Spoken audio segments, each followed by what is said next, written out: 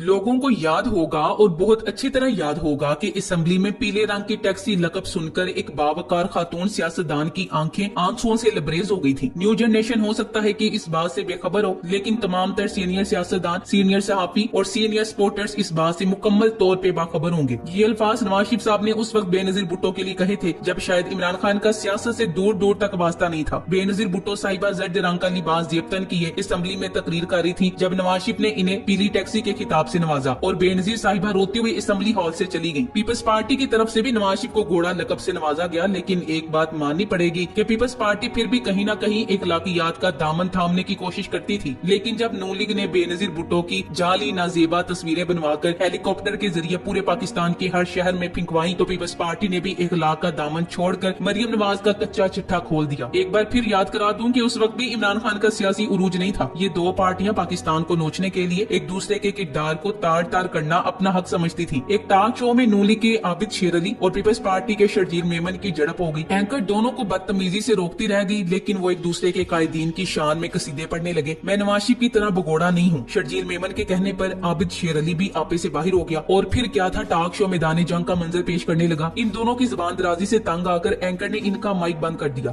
नवाज शरीफ ने इसको बंदर के तौर पर रखा, चलता रहेगा। क्या हो गया? क्या तू बंदर होगा तो तू तेरे से बड़ा कौन आदमी है? अपनी शक्ल भी जैसे ये गुफ्तगू करेगा उसी तरह मेरी बात सुनेगा। ये आवाज इस्तेमाल करा दो, किसकी शक्ल किससे मिलती है? अच्छा ओके, आप तुम्हारी शक्ल किससे मिलती है?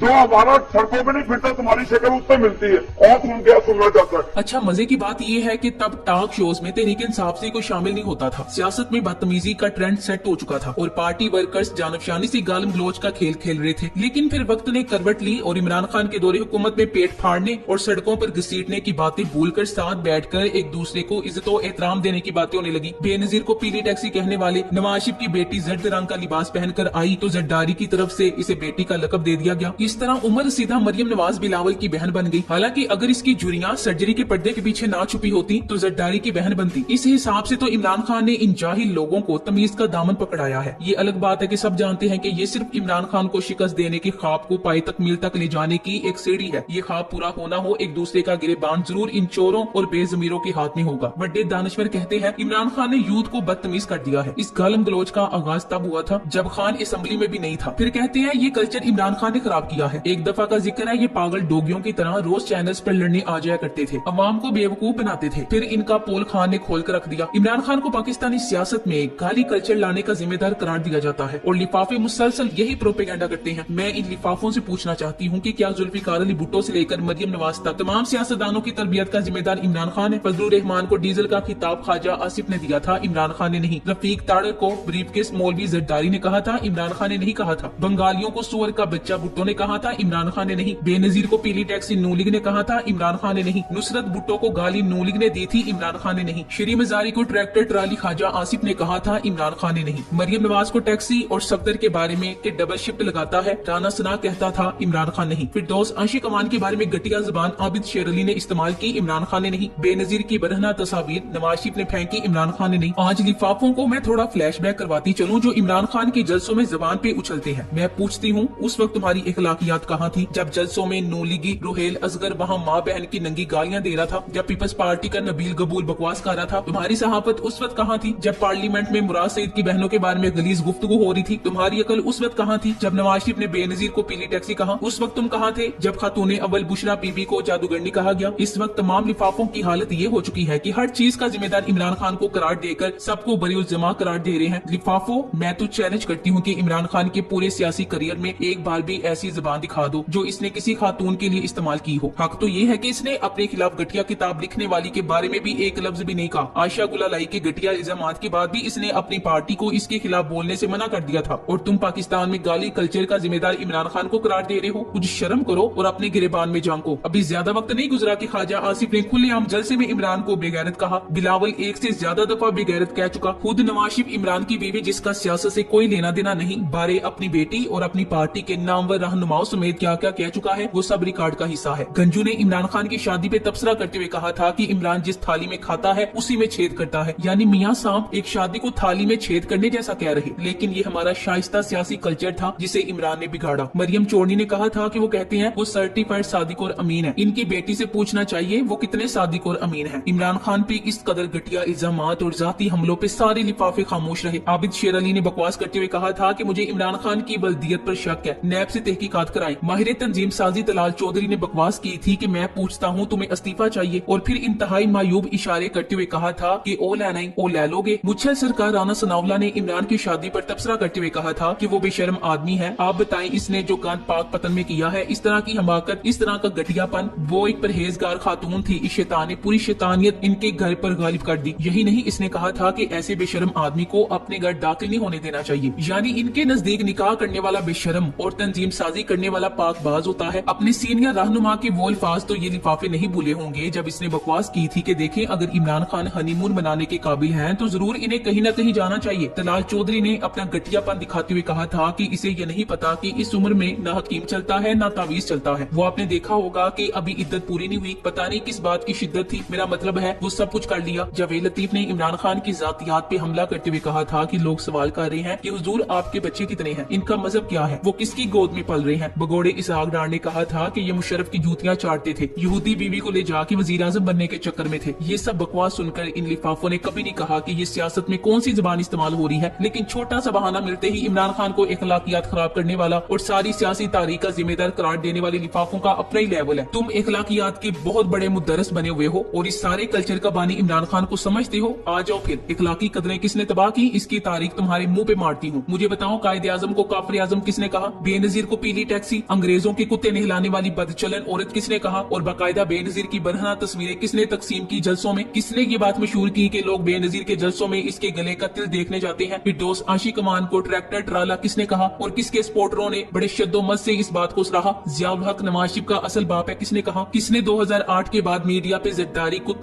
कुत्ता की मुहिम चलाई। ये इन बड़े बड़े इखलाकी म्यार के दावेदार, कैलबरी फोन के हामी जालसाज, मकार और फरेबियों के इखलाकी म्यार की चंद झलकियां हैं, और ये इल्जाम खान पे लगाते हैं। खान का इखलाकी म्यार इन नहूसतों से कई गुना बुलंद है। खान की किरदारकुशी के लिए बाकायदा मुनज़्ज़म किताबें लिखवाई गई, और नूली के सोशल मीडिया हाउसेज ने खान की मां को अफगानी तवाइफ तक कहा, मगर इस बंदे ने कभी मुड़कर किसी औरत पर वार नहीं किया। मीडिया के 100 सवालों के बावजूद ना तो कभी रेहाम के खिलाफ एक लफ्ज कहा और ना ही गुला लाई के। खान चाहता तो मरियम नवाज के खिलाफ किताबें छुपवाकर इंटरनेशनल मीडिया में चला सकता था, मगर खान इतना गिरा नहीं है। खान के इखलाकी म्यार को पहचानना जालसाजों के बस की बात नहीं, सिवाय झूठे प्रोपेगेंडे के और कुछ कर नहीं सकते। हाँ, एक काम खान ने गलत किया है कि इसने चोर को बबांगे दोहल चोर डाकू कहा है। जनाब चोर साहब ने कहा, इसने बेजबान और गुलामाना सोच को खत्म कर दिया है, जिसमें हर चोर उचक्का मुकद्दस बन के हमारे सर पे सवार रहता था। इसको जूते मारने की हिम्मत अवाम में पैदा कर दी है, और इसी हिम्मत से मुल्क इन बेशर्मों से निजात हासिल कर सकता है। Thanks for watching. Allah Hafiz.